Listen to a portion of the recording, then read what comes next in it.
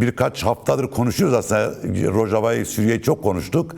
Ama sen de görüşünü merak ediyorum. Bu son gelişmeyi nasıl da değerlendiriyorsun? Neden bölgesel ve küresel güçler HTŞ ve Türk Devleti'ne Kürt soykırımı için yol verdiler?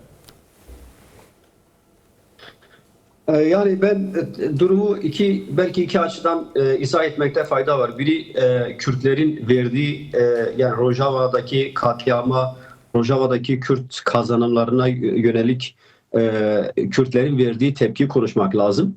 Bir de bu son derece önemli. Bir de sizin sorduğunuz yani neden Kürtler kurban olarak seçildiler? Yani bence Kürtlerin kurban olarak seçilmesinin en önemli nedeni Kürtlerin devlet dışı aktör olmalarıdır. Yani bu son derece önemli. Çünkü bu sistemde yani 4 parça Kürdistan'da sadece Güney Kürdistan'ın federal bir yapısı var. Uluslararası tanınmış, hukuk açısından tanınmış federal yapısı var. Onun dışında geri kalan 3 parçanın ne özelliği var, ne federasyonu var, ne de çerçevesi belirlenmiş kültürel hakları var. Hiçbir hakkı yok. Yani devlet dışı aktör olmak bazı dönemlerde, özellikle bazı dönemlerde kurban seçilmesi son derece işte böyle acı şeylerle acı olaylarla neticeleniyor. Dolayısıyla burada onların yani uluslararası sistemin öyle anlaşılıyor ki kendi aralarındaki yani geliştirdikleri stratejilerde, taktiklerde nereye yönelecekler, hangi sistem gidecek, hangi sistem gelecek, bütün bunlara yönelik bir devletin vereceği tepkiyi bir devlet dışı aktörün veremeyeceğini düşünüyor. Dolayısıyla onları seçtiler.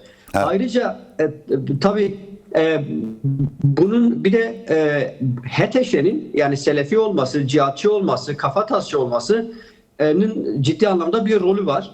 Çünkü İran ekseni doğrudan Şia ve radikal Şia, bu tarafta radikal Selefi. Yani iki tane kutbun radikalleri birbirleriyle çatıştırılmak isteniyor.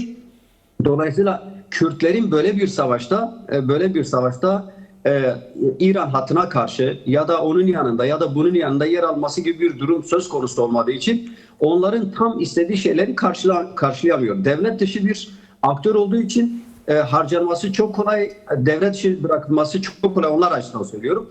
Çok kolay ve Türkiye gibi bir aktör var ve bu Türkiye'de NATO üyesi Türkiye'de gözden çıkaramıyorlar. Dolayısıyla Türkiye'nin bütün Türkiye son dönemde yani özellikle son bir yıldır ya daha doğrusu bu HTŞ'nin iktidara gelmesinden bu yana bütün siyasi, askeri, diplomatik gücünü kullanarak Kürtlerin tasfiyesi için ya da en azından mevcut yönetimlerin minimize edilmesi ya da tamamen kaybedilmesi için elinden gelen her şeyi yaptı. Türkiye'de şunu belirtmekte fayda var. Şimdi ben bir cümle söyleyeyim burada. Tabii. Şimdi Türkiye burada şunu özellikle altını çizmek istiyorum. Eskiden 4 devlet Kürtlere karşı birleşirken sonra bu diğer devletler zayıfladı. İran ve Türkiye kaldı. Fakat İran da son bir yıldır biraz daha zayıf, daha pasif konumda. Dolayısıyla Türkiye tek başına aynı zamanda İran'ın da oynayamadığı rolü onu da yerine getiriyor. Yani Türkiye şu an çift mesai harcıyor. Hatta daha fazlasını harcıyor Kürt kazanımlarının başarıya ulaşmaması için. Yani dolayısıyla hani burada Türkiye faktörü var. Evet. Şia, Selefi faktörü var. Bir de Kürtlerin devlet dışı aktör olması. Onun için bizim mutlaka bütün Kürtlerin, belki birazdan onu da yaparız. Bütün Kürtlerin çerçevesi net çizilmiş. Bu özellik mi olur, federalizm mi olur, devlet mi olur? Kendi bir araya gelerek kendi birliklerini mutlaka, çok gecikmiş bir şey zaten bu. Çoktan yapmaları gereken bir şeydi. Ve kesinlikle bir devlet olmanın avantajlarını kullanabilecek ya devlet olmalı. Kürtler devlet olmalı. Bunun başka çaresi ve yöntemi yok. Şimdi Ömer, tabii bu organize kötülüğün, Kürtlere karşı bu organize kötülüğün lideri Türkiye. Bu konuda hiç şüphe yok. Yani Kürtler nerede bir hiç şüphe yok. Evet, 2017'de Federal Kürdistan'a yapılan referanduma karşı gösterilen tepki, ve Irak'ın desteklenmesi, Federal Kürdistan'ın %40, %50 toprağın kaybedilmesinin esas aktörü de Türkiye'ydi. O zaman İran'ı ve Irak'ı da bu konuda teşvik etti. Şimdi ama Türkiye tabii İsrail'in güvenliği açısından önemli geri adımlar attı. İşte Doğu Akdeniz'i İsrail'e bıraktı. Ondan sonra Filistin davasını resmen sattı. Yani bunu söylemek gerekiyor.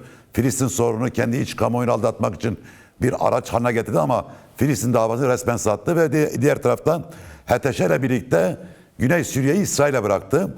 Fakat benim sorum şu. Türkiye bunun dışında Kürt soykırımı için başka ne vermiş olabilir? Türkiye, yani şunu özellikle belirtmemiz lazım. Türkiye'nin veremeyeceği taviz yoktur. Evet. Yani Türkiye'nin veremeyeceği hiçbir taviz yoktur. Çünkü Türkiye şöyle düşünüyor. Ben bugün taviz veririm, yarın alırım.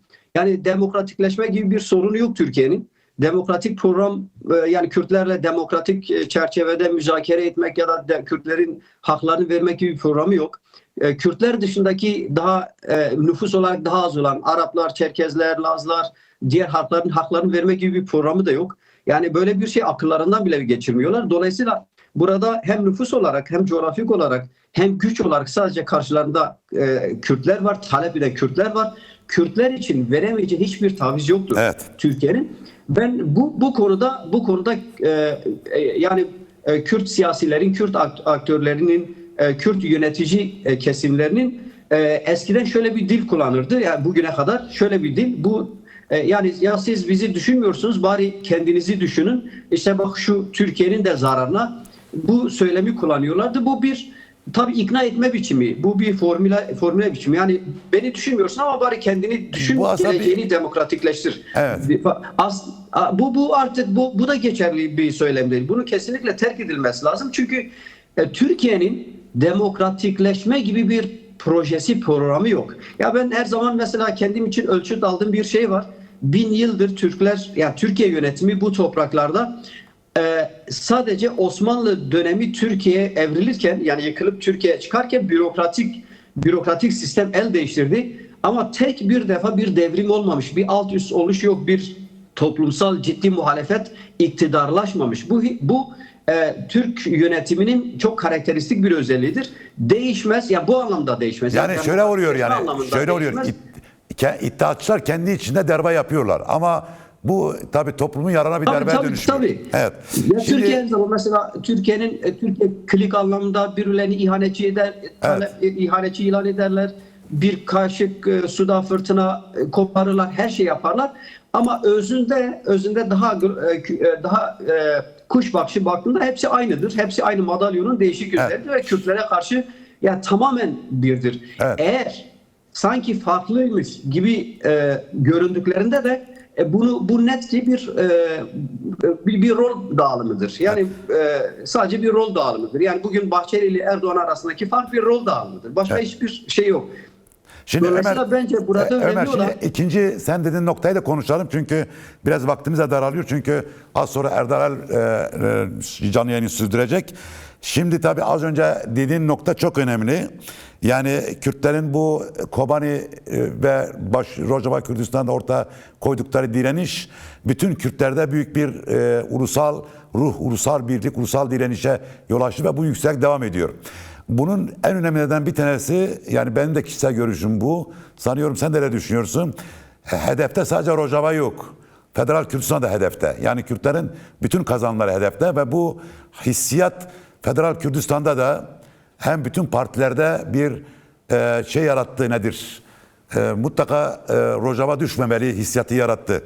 Şimdi buradan hareketle şunu söyleyeyim. Yani geçmişin marazi sorunları konuşmak için söylemiyorum. Böyle bir şey asla şu anda gündemimizde yok. Bu ortaya çıkan bu ulusal ruhu, bu ulusal dayanışmayı, bu ulusal birlik, az önce senin dediğin yani bu ulusal topyekün direniş diyeyim buna. Çünkü buna bütün küresel çapta da bir direnişe dönüşüyor. Şu anda da mesela Geber'den işte Kürtlerin bulunduğu her yere kadar bir direniş var.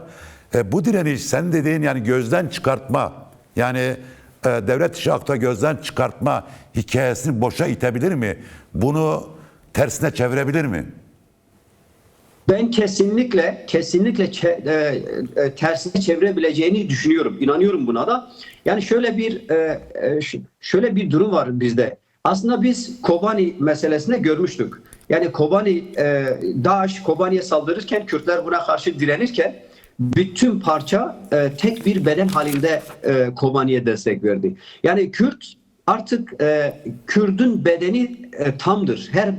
Kürdün herhangi bir bedenine vurulduğunda, diğer bütün bir parçasına, bir organına vurulduğunda diğer kalan bedenin bütün parçaları tepki veriyor.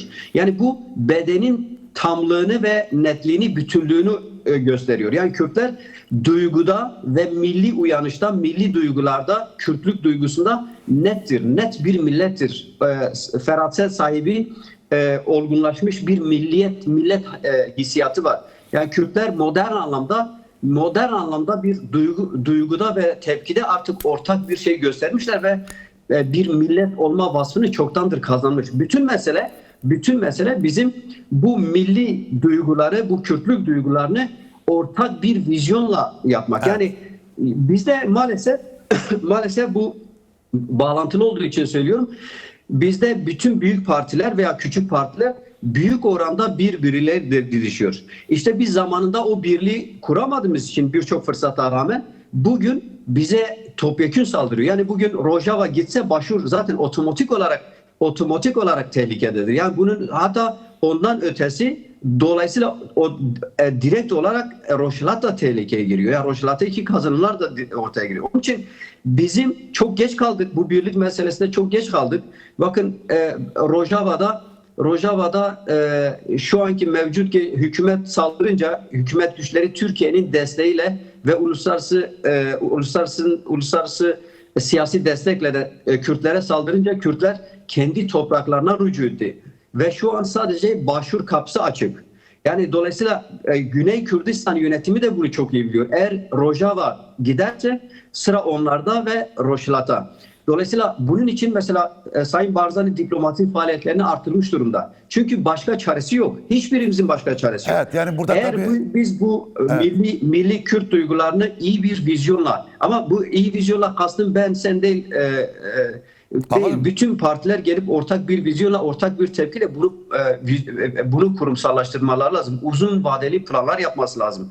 Yani bizim kurtuluşumuz kesin ve kesin, hiç amasız fakatsız, birbirimize gerekirse yalvarırcasına taviz vererek ulusal bir birliği kurmamız lazım. Duyguda yaratılmış olan bir ulusal birliği bizim kurumlarda ve uluslararası alanda, diplomaside, lobi faaliyetlerinde, bütün ilişkilerde bunu ortaklaştırmamız ve ortak bir vizyonla yapmamız lazım. Onun için şu an dünyanın her tarafında Kürtler ayakta. Bu sadece sokaklarda değil, diplomaside, arkadaş çevrelerinde, dostlar çevresinde. Çünkü dünyanın şu an sizin söylediğiniz, yani organizeli bir kötülük varsa ama buna karşı Kürtleri destekleyen, Rojava'da Kürtleri destekleyen, Kobani'de destekleyen ve şu anda da Kürtlerle Kürtlerle aynı duygulara sahip, Kürtlerin mutlaka bu kazanımlarının korunmasını, katliamdan geçirilmemesini savunan insanlar da var. Bizim Evet. bunları harekete geçirmemiz lazım.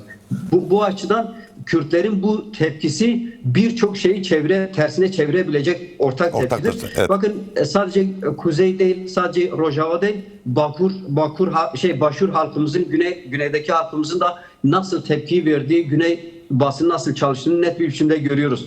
Roşlat'taki halkımızın nasıl bir ulusal bilinçle, ulusal bir refleks gösterdiğini görüyoruz. Dolayısıyla yani Arapların, Farsların ve Türklerin demokratikleşme gibi bir sorunları yok. Yani böyle bir arayışları da yok. Bu bizim Evet. arayışımız. Dolayısıyla bizim gibi sadece hakları elinden almış insanlarla ve Kürtler kendi içerisinde bu örgütlenmesini kullanıyor. Evet. Yani uzun vadeli ortak bir vizyonla kurmak. Başka çaremiz ve alternatifimiz yok. Yoksa her gün daha kötüye gideriz. Ama Evet. bunu başarabilirsek ben inanıyorum bunu tersine çevirme gücümüz var. Evet. Çünkü biz 30-40 milyonluk bir halkız.